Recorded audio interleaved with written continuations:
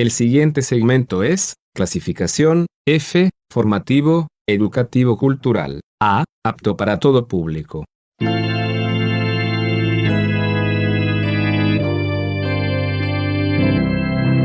Bienvenido a Hora de Estudio Bíblico con nuestro maestro el Dr.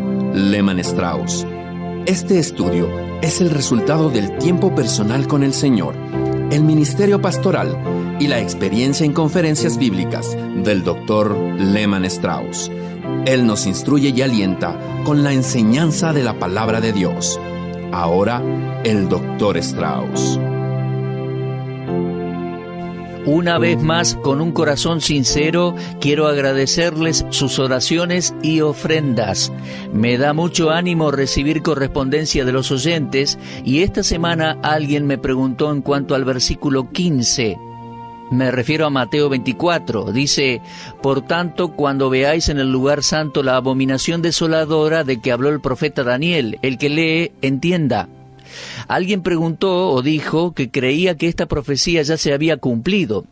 Bueno, yo creo que hay un aspecto verdadero en esa declaración. No obstante, el templo fue deshonrado por los romanos en el año 70, cuando Tito destruyó Jerusalén, y desde ahí en adelante los cristianos fueron perseguidos en gran manera y huyeron a las montañas buscando refugio. Eso no lo cuestiono. Lo que sí cuestiono es que esas experiencias hayan cumplido la profecía en su totalidad. Recuerda que estamos viendo Mateo 24, A mí me parece que este es uno de los casos en que las escrituras proféticas tratan la ley del doble cumplimiento o el aspecto del doble cumplimiento. O sea, existe un cumplimiento primario o cercano y otro secundario, lejano, total. Por ejemplo, eso lo encontramos en la profecía de Isaías 61, 1 y 2.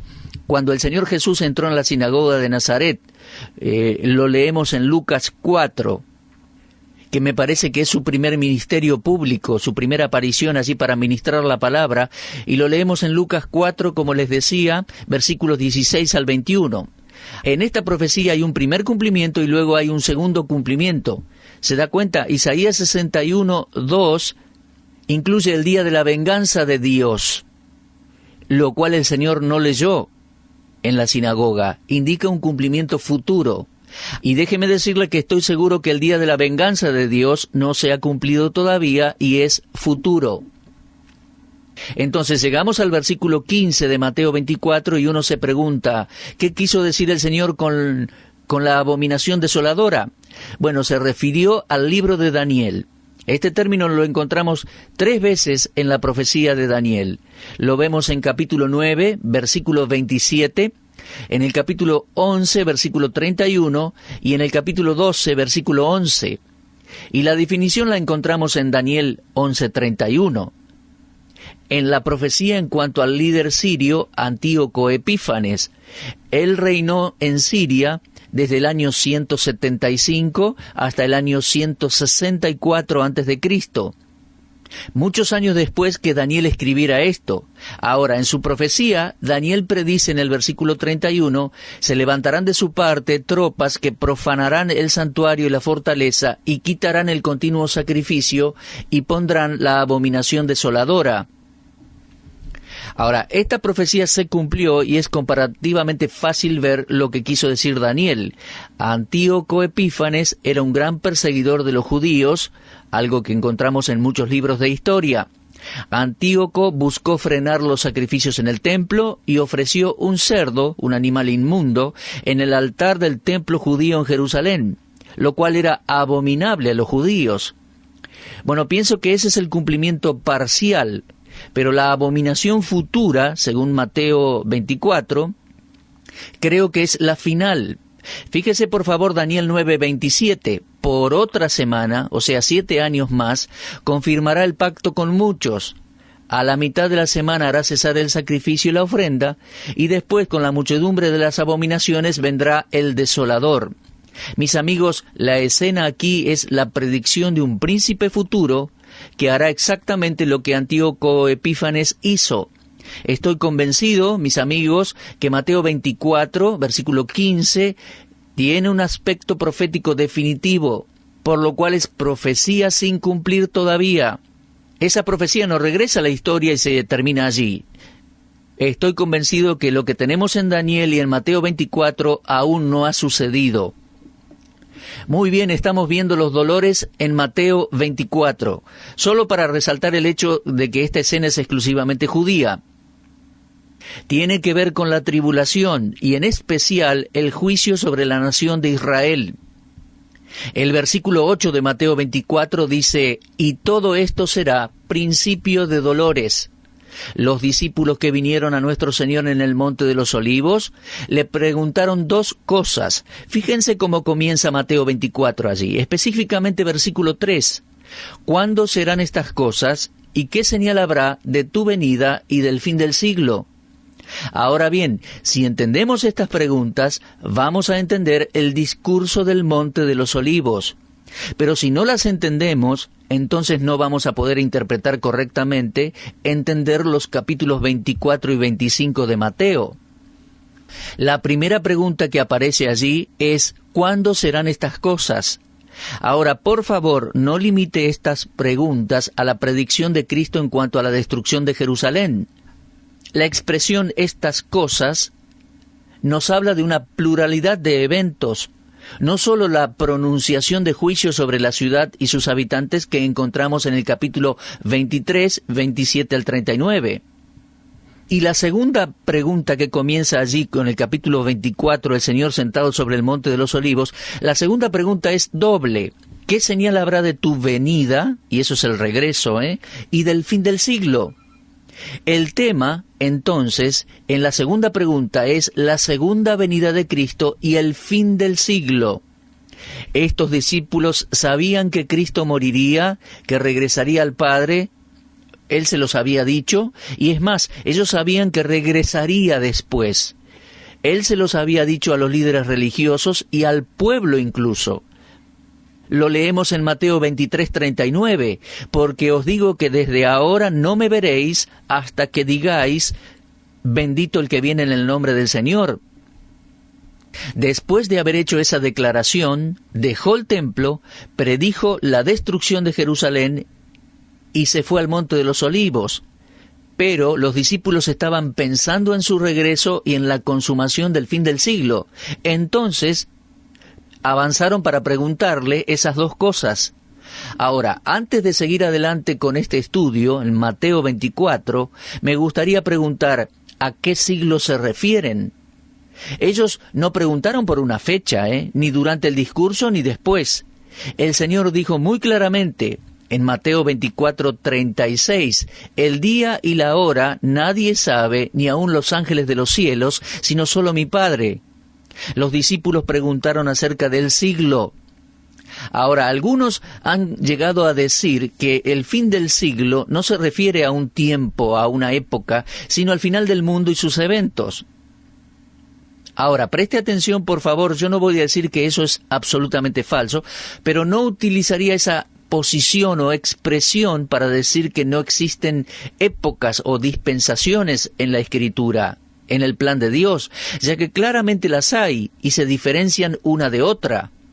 Para mí es claro que, según el contexto de Mateo 24, el siglo en cuestión tiene que ver con los asuntos de Israel y no con los asuntos de la Iglesia del Nuevo Testamento.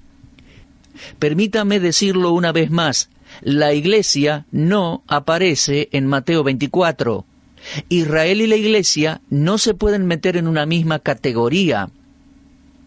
Es decir, no deben superponerse, deben verse como la palabra de Dios nos dice, dos entidades separadas y distintas a las que Dios trata separadamente y en distinta manera. Israel no es la Iglesia del Nuevo Testamento, y la Iglesia del Nuevo Testamento, mi amigo, no es Israel. Tal como lo dije y me gustaría enfatizarlo una vez más, la Iglesia no se menciona en el discurso del Monte de los Olivos y estamos allí en Mateo 24 y también 25. La Iglesia no había nacido cuando este discurso fue dado por el Señor y el concepto en sí estaba, por decirlo de alguna manera, indefinido en la mente de los discípulos. Israel y la Iglesia son dos grupos distintos de personas cuya relación con Cristo es diferente hoy y será diferente cuando Él venga. Ahora, después que los discípulos le preguntaron a Cristo en cuanto a las señales de su venida y del fin del siglo, Él les dio algunas indicaciones que me gustaría enumerar. Primer lugar, Él les habló de engaño, versículos 4 y 5. Mateo 24, 4 y 5. En segundo lugar, les habló de desastres, versículos 6 y 7. Ahora vamos a darle una ojeada al engaño. Dice allí, mirad que nadie os engañe, porque vendrán muchos en mi nombre, diciendo, yo soy el Cristo, y a muchos engañarán. Ahora, fíjese que el engaño aquí va a ser de índole religioso, va a involucrar a la persona de Cristo. Siempre que el nombre de Cristo se pronuncia, está asociado con una forma de religión. A excepción desde ya de personas que hablan de más y blasfeman o toman el nombre de Cristo en vano, pero generalmente está asociado a una forma de religión. El engaño entonces va a ser una de las indicaciones del fin de los tiempos o del fin del siglo. A propósito, en el versículo 24 uno puede ver el aspecto religioso del engaño. Dice allí, porque se levantarán falsos cristos y falsos profetas y harán grandes señales y prodigios. Entonces, el engaño en primer lugar será religioso. La primera indicación entonces será el engaño, versículos 4 y 5, y la segunda, desastres o guerras, versículos 6 y 7. Pero antes de seguir adelante con su respuesta, nuestro Señor hizo una pausa para incluir la siguiente declaración. Todo esto será principio de dolores. Destaque allí la palabra principio. El principio de los dolores, ¿se da cuenta? El versículo 6 dice, y oiréis de guerras y rumores de guerras, mirad que no os turbéis, porque es necesario que todo esto acontezca, pero aún no será el fin. ¿El fin de qué? El fin del siglo, del cual los discípulos estaban preguntando. El fin del siglo no llegó aún. Ahora, cuando oigáis de guerras y rumores de guerra, dice allí, el fin no vendrá todavía. Ese será el principio de los dolores que vendrán. Para los eruditos del griego, la palabra traducida dolores es literalmente dolores de parto, un término utilizado para describir el sufrimiento de una mujer al dar a luz un hijo. Cuando Dios pronunció juicio sobre Eva por su pecado, le dijo en Génesis 3:16, con dolor darás a luz tus hijos. Esa es la misma palabra en alusión a los dolores de parto. Nunca se puso a pensar que si el pecado no entraba a la raza humana, Eva hubiera tenido sus hijos sin dolor alguno. Pero el pecado cambió el rumbo de las cosas. ¿Se dan cuenta? El pecado siempre pasa factura, trae consecuencias. Ahora, este mismo principio se aplica a la nación de Israel. Y el Señor está hablando de Israel allí en el versículo 8 al decir, esto será principio de dolores. El discurso en su totalidad es dirigido a los judíos. Entonces, los dolores o dolores de parto de Mateo 24 nos proveen una indicación de que el siglo, del cual los discípulos preguntaban, era el siglo o período judío. El Señor expresa un nacimiento, ya que habla de principio de dolores, dolores de parto. Ahora bien, el engaño y los conflictos descritos en los versículos 4 al 7 están relacionados a los dolores de parto de la Israel regenerada. Esa es la enseñanza consistente de todo el discurso del Monte de los Olivos. A propósito, amigo, estimado oyente, por favor, lea en su casa en estos días Mateo 23, 24 y 25. Y puntualmente estamos tratando Mateo 24. Ahora, les decía, estos dolores son dolores de parto de la Israel regenerada. Dolores que la nación de Israel va a experimentar porque va a experimentar una regeneración que la preparará para encontrarse o reencontrarse con su Mesías y compartir su reinado milenial. ¿Sabe? Ese es el tema principal de los profetas del Antiguo Testamento. Las profecías de un reino futuro del Mesías en la tierra están repletas con promesas de la nación reuniéndose después de haber sido dispersada. Por ejemplo, escuche lo que dice Pedro en Hechos 3, comenzando con el versículo 19.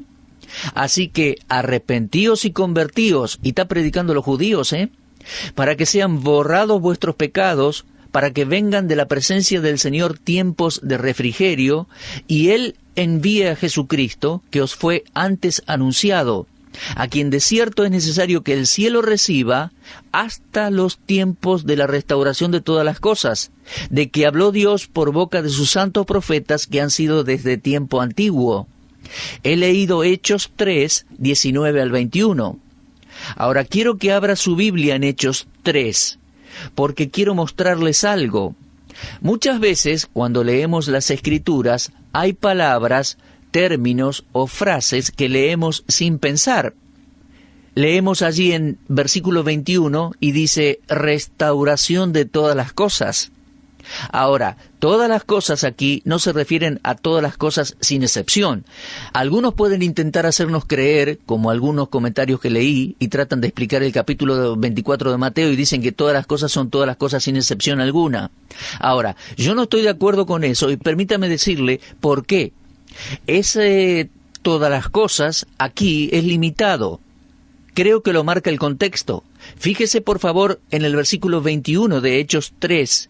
Todas las cosas allí se limita a lo siguiente, las cosas de que habló Dios por boca de sus santos profetas que han sido desde tiempo antiguo. Los santos profetas hablaron de la restitución de la tierra de Israel. Hablaron también de la restitución de las 12 tribus de Israel, las que fueron esparcidas por causa de su desobediencia. Hablaron también de la restitución del trono de David y del reino de David. Y eso se menciona en Hechos 2, versículos 29 al 35. Los profetas escribieron expresamente de la dispersión de la nación de Israel y de la reunión de la misma otra vez. Y hasta el día de la fecha no ha habido una restitución de las 12 tribus, por lo cual la nación debe experimentar un renacimiento, eso mirando hacia el futuro. Por favor vaya a Deuteronomio 30, me gustaría leerle algunos versículos allí. Deuteronomio 30, vamos a comenzar con el versículo 3. Entonces Jehová hará volver a tus cautivos, Israel, y tendrá misericordia de ti, y volverá a recogerte de entre todos los pueblos a donde te hubiere esparcido Jehová tu Dios.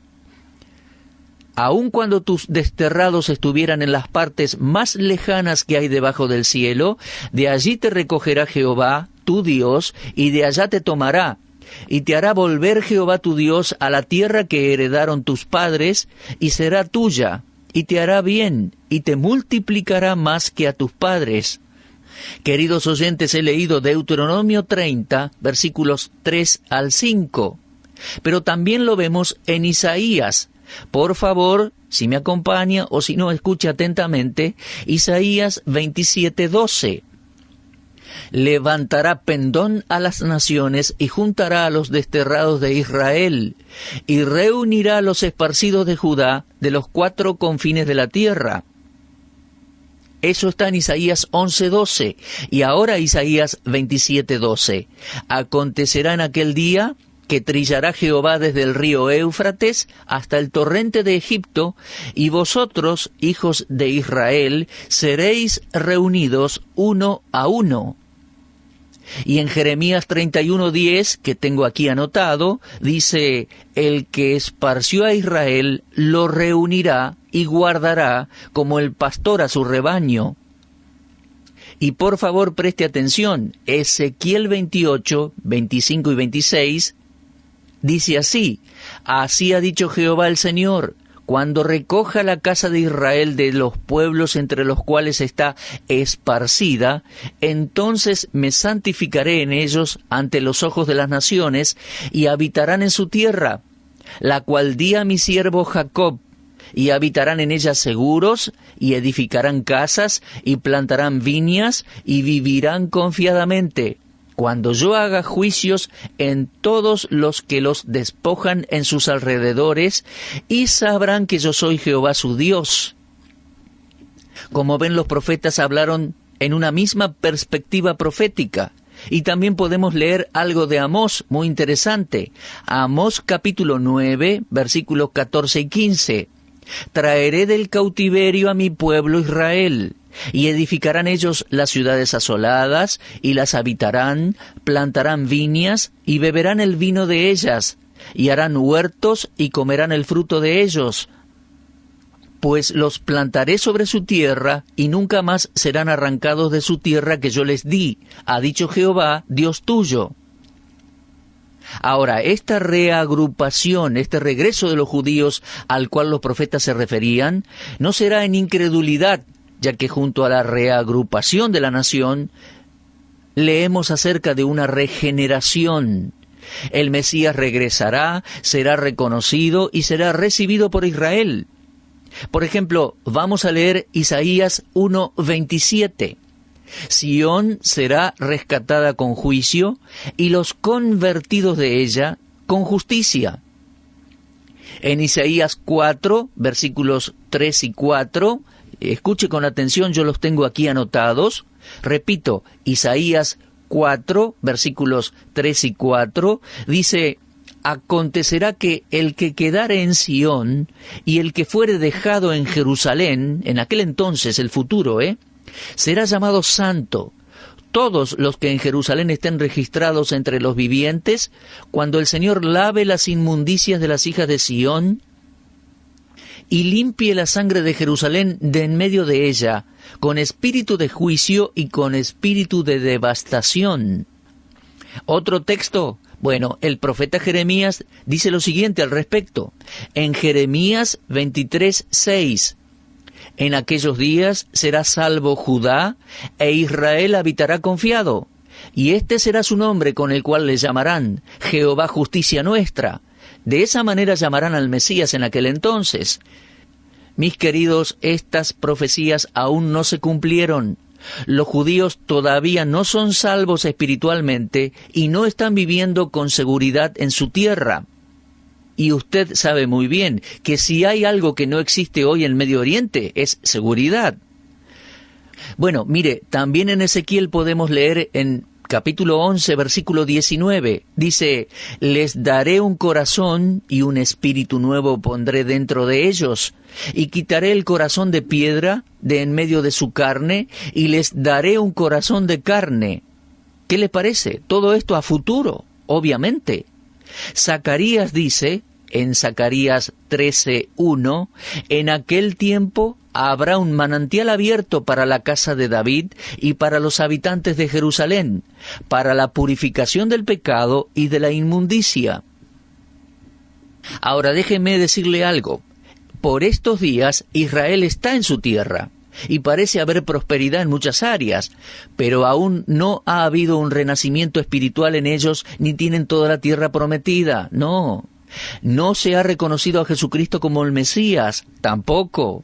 Entonces, los dolores de Mateo 24, y en ese tema estamos, los dolores de los judíos en Mateo 24 son futuros, o son un anuncio de lo que sufrirán en el futuro, con una proyección hacia el período que llamamos la tribulación, a donde habrá un gran dolor y una tremenda miseria en la nación de Israel, antes que la nación, experimente su renacimiento final. El renacimiento espiritual no sucederá hasta que el Señor Jesucristo regrese a la tierra a establecer su reino.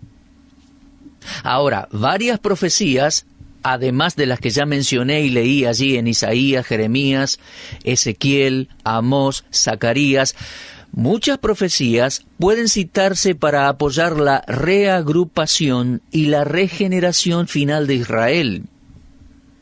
Y estoy seguro que si no clarificaba esto, usted podría encontrarlo a través de la lectura y el estudio minucioso de la palabra de Dios, leyendo diariamente la palabra, Ahora, déjeme enfatizarle, hay un futuro brillante para la nación de Israel, y ese futuro está asociado con la segunda venida de Cristo a la tierra, el regreso del Mesías a Jerusalén.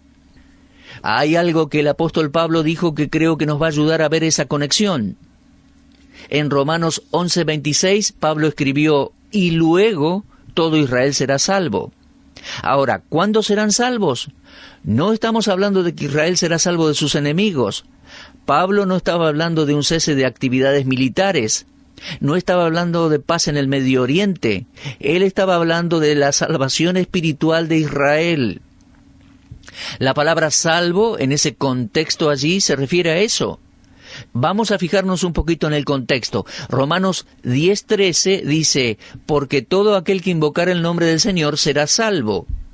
Y Romanos 10:9 y 10 dice, que si confesares con tu boca que Jesús es el Señor, y creyeres en tu corazón que Dios le levantó de los muertos, serás salvo. Porque con el corazón se cree para justicia, pero con la boca se confiesa para salvación. Pablo estaba hablando de salvación espiritual, del pecado, su paga y sus consecuencias. Y por eso dice en Romanos 11:26, todo Israel será salvo, como está escrito, vendrá de Sión el libertador, que apartará de Jacob, es decir, del pueblo de Israel, apartará la impiedad. ¿Lo ve? El libertador aún no ha venido, el libertador de ellos. La primera venida de Cristo a Israel resultó en rechazo. Ellos no quisieron saber nada con él. Dijeron, fuera con este, crucifíquenle. No queremos que este hombre reine sobre nosotros. Muy bien, él fue a la cruz, resucitó de entre los muertos y regresó al cielo. Pero el libertador debe regresar, va a regresar. Y cuando regrese, entonces todo Israel será salvo. Pero él no regresará sino hasta después de los dolores que el pueblo de Israel tiene que experimentar de acuerdo a la palabra profética.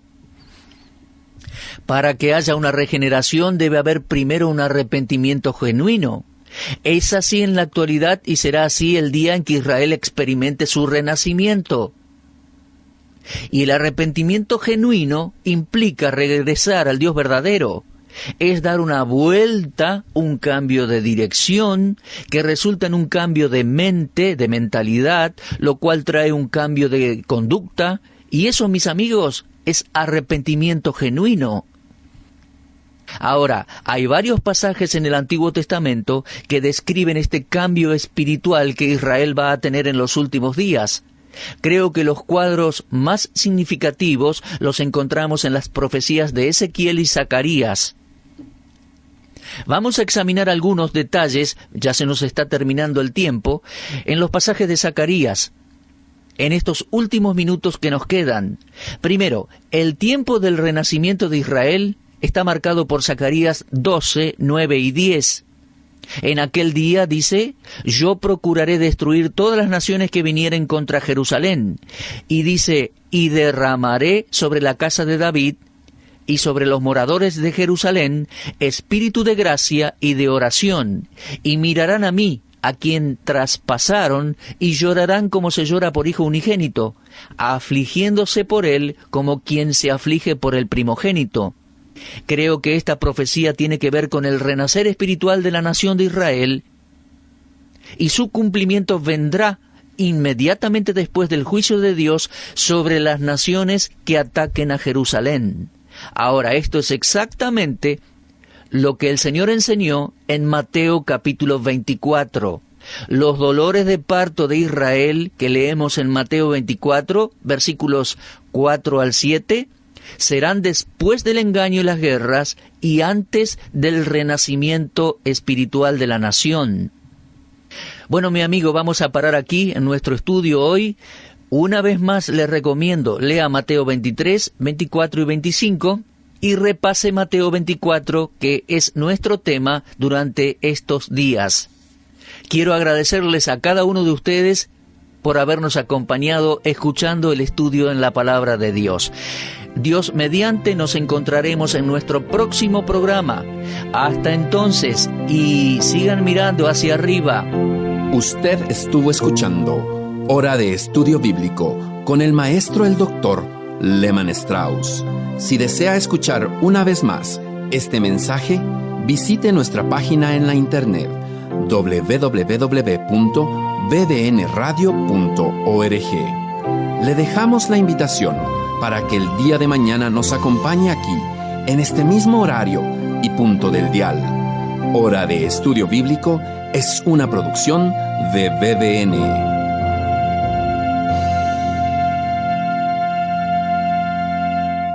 Ingrese a nuestra sala de chat para hacer la consulta espiritual que desee. www.bbnchat.org. Este es un servicio totalmente gratis. Muchas gracias. Somos sus amigos de BBN.